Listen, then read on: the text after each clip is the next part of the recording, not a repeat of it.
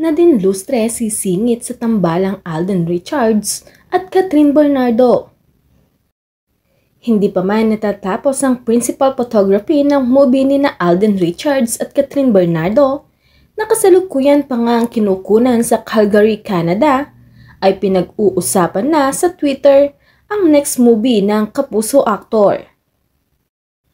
Kalat na nga sa social media na ang susunod na leading lady ni Alden ay si Nadine Lustre.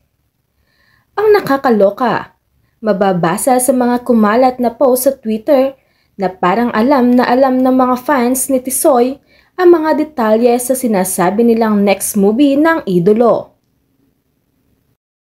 Horror daw ang genre ng movie na gagawin ni na Alden at Nadine at ide-direct daw ito ng award-winning director ng Firefly na si Direk Zig Dulay. Wala pang legit announcement tungkol sa sinasabing proyektong pagsasamahan for the first time ng Alden or Nadine, kaya for the meantime ay mananatili pa itong haka-haka or pantasya ng mga supporters ng love team ni na Alden at Nadine. Pero kung totoo man ito, kaabang-abang na project ito for them. Ang bongga ni Alden. From Catherine noong 2019, nagka-Julia Montes movie siya at Catherine uli ngayon dahil sa Hello Love Again. At kung ito nga ang chika, magkaka-Nadine na naman. Pero ano naman kaya ang masasabi ng Catden fans dito? Magselos kaya sila?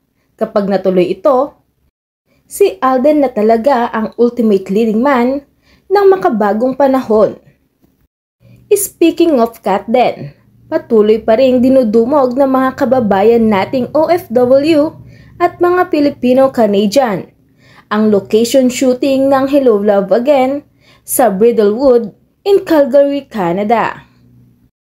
Pati vloggers sa lugar na iyon ay pinupuntahan ang shooting ni na Catherine, Alden at ginawang content sa mga vlog nila. Trending nga araw-araw sa Twitter ang Hello Love Again at ang Catden, kaya siguradong phenomenal box office hit ang pelikulang once ipalabas sa mga sinihan on November 13.